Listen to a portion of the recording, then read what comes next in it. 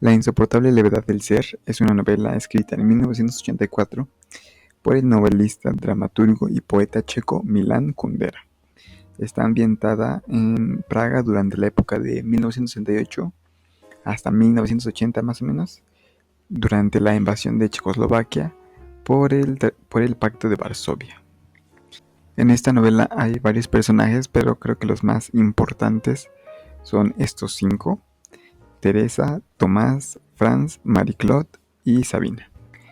Cada personaje acarrea una serie de complejos, vivencias, experiencias, traumas y demás que les acompañan durante toda la novela. Lo interesante ocurre cuando sus caminos se cruzan, y a partir de entonces cada acción que tomen será poco más que una serie de reacciones en cadena condicionadas por sus pasados, o en palabras de Kundera, para describir la vida de Teresa y creo yo también la vida en general. A veces me parece que su vida no es más que una prolongación de la vida de su madre. Poco más o menos como la trayectoria de una bola de billar es solo la prolongación del movimiento de la mano del jugador. La pregunta que guía todo el libro es la siguiente: ¿la vida debería ser vivida con levedad o con pesadez? Pero antes que nada, ¿qué es levedad y qué es pesadez? Me tomé la tarea de recolectar palabras que se usan para describir la levedad y la pesadez en algunos ejemplos. Ahí voy a poner una tabla y las palabras que encontré cuando se hablaba de levedad son las siguientes: cómico, chiste, vacaciones, indiferencia, juventud, soltería y libertad. Por otro lado, las palabras que encontré que se usaban al lado del término pesadez son las siguientes: la verdad, seriedad, misión y también esta metáfora de un vampiro que chupa nuestra sangre. En palabras del mismo Kundera, dice lo siguiente: es de verdad terrible el peso y maravillosa la levedad. La carga más pesada nos destroza, somos derribados por ella, nos aplasta contra la tierra. Pero en la poesía amatoria de todas las épocas, la mujer desea cargar con el peso del cuerpo del hombre. La carga más pesada es, por lo tanto, a la vez, la imagen de la más intensa plenitud de la vida. Cuanto más sea la carga, más a ras de tierra estará nuestra vida, más real y verdadera será. Por el contrario, la ausencia absoluta de carga hace que el hombre se vuelva más ligero que el aire, vuele hacia lo alto, se distancie de la tierra, que sea real solo a medias y sus movimientos sean tan ligeros como insignificantes. Entonces, ¿qué debemos elegir? ¿El peso o la levedad? A partir de este momento solo tenemos dos posturas: la levedad es positiva y el peso es negativo, o el peso es positivo y la levedad negativa. Por un lado se dice lo siguiente sobre Parménides: a su juicio, todo el mundo estaba dividido en principios contradictorios: luz, oscuridad, sutil, tosco, calor, frío, ser, no ser. Uno de los polos de contradicción era, según él, positivo: la luz, el calor, lo fino, el ser. El otro negativo. Semejante división entre polos positivos y negativos puede parecernos puerilmente simple, con una excepción. ¿Qué es lo positivo? ¿El peso o la levedad? Parménides respondió: la levedad es positiva, el peso es negativo. Por el otro lado tenemos a otros dos personajes. El primero de ellos es Beethoven, y sobre él se dice lo siguiente: a diferencia de Parménides, para Beethoven, el peso era evidentemente algo positivo. Una decisión de peso va unida a la decisión del destino. Es Mosain. El peso, la necesidad y el valor son tres conceptos internamente unidos. Solo aquello que es necesario tiene peso. Solo aquello que tiene peso vale. La grandeza del hombre consiste en que carga con su destino como Atlas cargaba con la esfera celeste a sus espaldas. La tercera postura es la de Nietzsche, pero para entender su postura primero debemos entender su teoría del eterno retorno, a lo cual Kundera dice lo siguiente: pensar que alguna vez haya de repetirse todo tal cual lo hemos vivido ya, y que incluso esa repetición haya de repetirse hasta el infinito. ¿Qué quiere decir este mito demencial? El mito del eterno retorno viene a decir, per negationem, que una vida que desaparece de una vez para siempre, que no retorna, es como una sombra, carece de peso, está muerta de antemano. Y, si ha sido horrorosa, bella, elevada, ese horror, esa elevación o esa belleza nada significa. Así, el hombre nunca puede saber qué debe querer, porque solo vive una vida y no tiene modo de compararla con sus vidas precedentes ni de enmendarla en sus vidas posteriores. Por eso la vida parece un boceto. Nuestra vida es un boceto para nada, un borrador sin cuadro. Si el hombre solo puede vivir una vida, es como si no viviera en absoluto. Entonces, la idea del eterno retorno significa cierta perspectiva desde la cual las cosas aparecen sin la circunstancia atenuante de la fugacidad. Porque, ¿cómo es posible condenar algo fugaz? La profunda perversión moral que va unida a este mundo, basado esencialmente en la inexistencia del retorno, es que en este mundo todo está perdonado de antemano y por lo tanto todo está cínicamente permitido. Sin embargo, si cada uno de los instantes de nuestra vida se va a repetir infinitas veces, estamos clavados a la eternidad. Ese es el motivo por el cual Nietzsche llamó a la idea del eterno retorno la carga más pesada. Pero si el eterno retorno es la carga más pesada, entonces nuestras vidas pueden aparecer sobre ese telón de fondo en toda su maravillosa levedad. Kundera ya nos advirtió de antemano que es casi imposible calificar una vida de bien vivida o mal vivida, porque para hacerlo necesitaríamos comparar nuestra vida con el resto de nuestras vidas. Es decir, el eterno retorno sería un requisito para llevar a cabo tal operación, pero no sabemos qué nos espera al otro lado de la vida.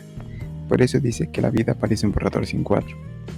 De la misma manera, es complicado calificar una vida de leve o pesada, ya que más bien la vida misma parece una mezcla de ambas, y en muchas ocasiones no sabemos ni siquiera si la vida es alguna de las dos, pues no sabemos qué implica cada acción en el presente ni en el futuro.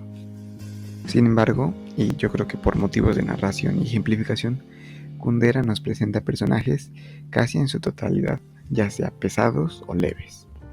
En esta tabla puse el nombre de los personajes principales, su característica principal y cómo terminan después de que acaba la obra.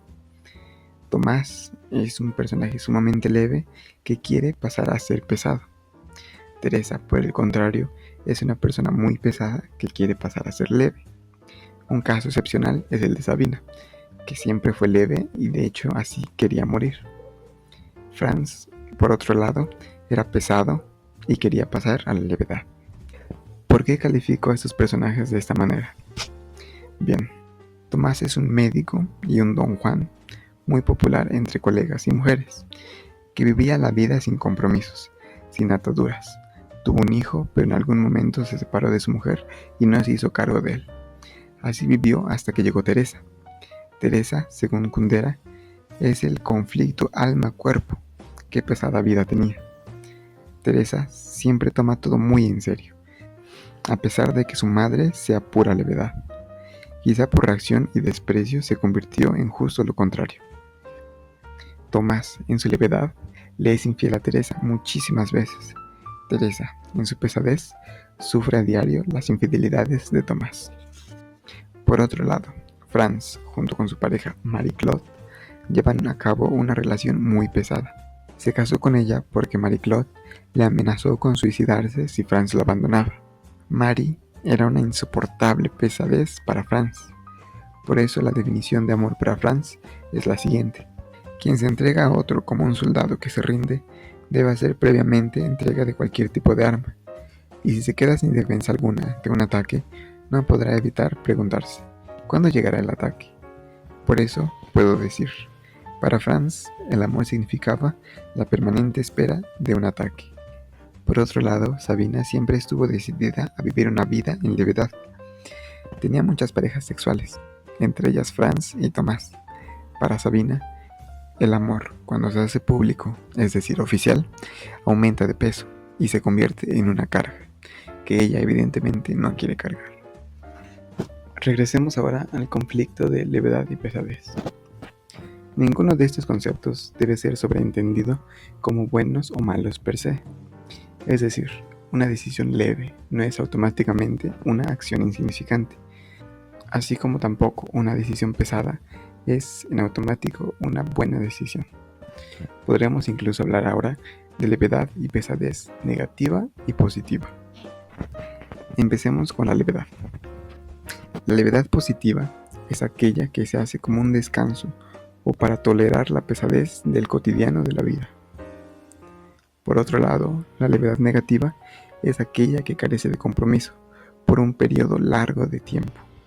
Por ejemplo, cuando Tomás es despedido de su trabajo, cuando es expulsado de la pesadez de la vida adulta, dice que se siente de vacaciones, se siente libre y joven otra vez, pues ya no está atado a una carga tan abrumadora como lo era curar a sus pacientes, y ahora, con más tiempo libre, puede volver a ser el Don Juan que solía ser. Sin embargo, tras pasar unos meses, su hábito de llevar una vida leve pasó a ser su vida diaria. Salir a conquistar mujeres era ahora un esmozain que le esclavizaba. Ahora bien, como mencionaba antes, vivir en la pesadez también puede ser dividido en positivo y negativo. Por un lado, la pesadez positiva podríamos describirla como aquella que le da sentido, misión, propósito a la existencia, sin la cual nos veríamos privados de vida en sí. Es aquella que nos da gusto cargar en la espalda. Por otro lado, la pesadez negativa es la siguiente: aquella que ata, encadena y no permite que nuestra vida se desenvuelva apropiadamente, aquella que pesa tanto que no nos deja caminar. Un ejemplo de pesadez positiva es la siguiente: cuando Teresa deja a Tomás y se va a Praga, Tomás se alegra al inicio, pues su carga se había ido, pero tras un par de días comienza a reprochárselo, comienza a sentirse muy ligero y se dice a sí mismo, es Mosain, para confirmarse que es su deber cuidar de Teresa, que es su misión, así que va tras ella. Sin embargo, a medio camino se empieza a preguntar, ¿realmente es Mosain? ¿Realmente debe ser así? ¿Y cuánto tiempo seguirá con ella? ¿Toda la vida? ¿Un año? ¿Un mes? Y la pesadez la atormenta de nuevo, porque se priva de la libertad y levedad que igualmente le hacía sentir mal. Ahora, muy de la mano con el tema de la levedad y el peso, Kundera nos habla del término kitsch, a lo cual dice lo siguiente: mucho más real es la diferencia que divide a los que dudan acerca del ser que le fue dado al hombre y a los que están incondicionalmente de acuerdo con él. En el trasfondo de toda fe, religiosa o política, está el primer capítulo del Génesis, del que se desprende que el mundo fue creado correctamente, que el ser es bueno y que, por tanto, es correcto multiplicarse. A esta fe la denominamos acuerdo categórico con el ser. Sin embargo, el momento de la defecación es una demostración cotidiana de lo inaceptable de la creación. Una de dos: o la mierda es aceptable, o hemos sido creados de un modo inaceptable. De eso se desprende que el ideal estético del acuerdo categórico con el ser es un mundo en el que la mierda es negada y todos se comportan como si no existiese. Este ideal estético se llama kitsch. El kitsch elimina de su punto de vista todo lo que en la existencia humana es esencialmente inaceptable. Pero, a pesar de que el kitsch parezca representado en todo aquello que es elevado, pesado e incluso divino, Kundera nos dice que de los mayores dramas imaginables a los más bajos existe una distancia absurdamente corta que produce vértigo. Por ejemplo, podemos poner en jaque uno de los temas más trascendentales e importantes de la humanidad con tan solo mencionar la mierda. ¿Dios tiene boca?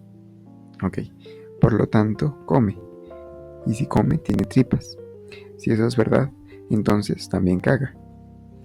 Y si esto no es verdad, entonces no solo no es perfecto, pues tiene órganos inútiles, sino que no fuimos creados a imagen y semejanza de Dios. Sin embargo, el hombre fue expulsado del paraíso. Conocemos el asco y también la excitación. No vivimos en el kitsch. El kitsch es una mentira, no existe. Cuando alguien muere, en su lápida se imprime una leyenda con lo mejor de la vida de esa persona. Imprimimos el kitsch en su muerte. Cuando el régimen comunista prometió una fraternidad feliz e igualitaria a su población, les prometió el kitsch. Les mintió. Kundera dice: claro que es hermoso pensar que somos parte de un todo perfecto, y quien no desee perder su identidad debe permanecer fiel a la pureza de su propio kitsch. Pero el kitsch no es más que un biombo tras el cual se oculta la muerte. Entonces, ¿cómo deberíamos vivir? ¿Con levedad o con pesadez?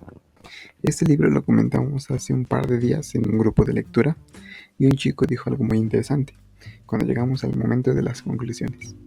Dijo lo siguiente: yo quiero vivir la pesadez para poder hacer la levedad. No dijo que prefería la pesadez, tampoco dijo que prefería la levedad, ni siquiera dijo que quería un equilibrio de ambos. Dijo que quería que su vida en sí fuera pesada para poder aislarse o buscar alivio, fuerzas o descanso en la levedad. Creo que ese es el punto clave. La vida en sí es pesada, para la mayoría creo, por no decir para todos.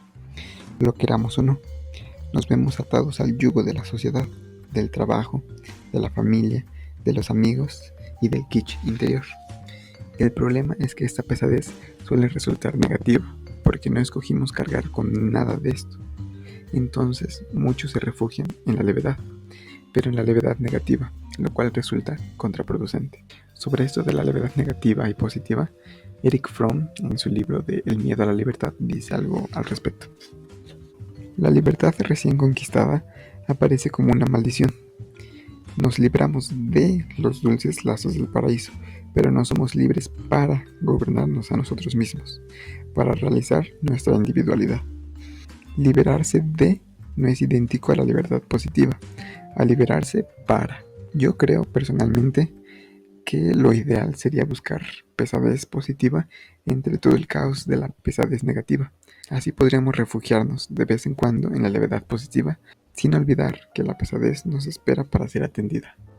¿Y cómo encontrar pesadez y levedad positivas sin ser atraídos por la mentira del kitsch? Pues no tengo ni idea. ¿Cómo podría saberlo? No he vivido más vidas para comparar la actual con las vidas pasadas. La vida es un boceto sin cuadro, ¿recuerdas? Suerte.